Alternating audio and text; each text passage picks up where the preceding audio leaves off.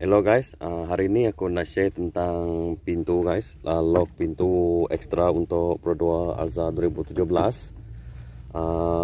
Mula-mula dulu aku sedar benda ni ada dekat tepi pintu.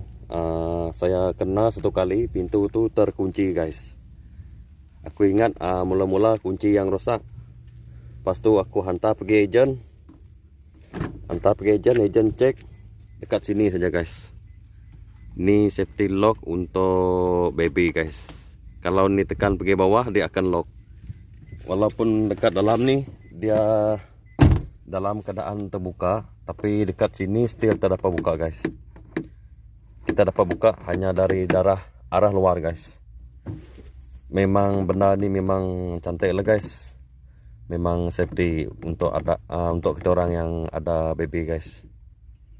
Oke guys, terima kasih guys.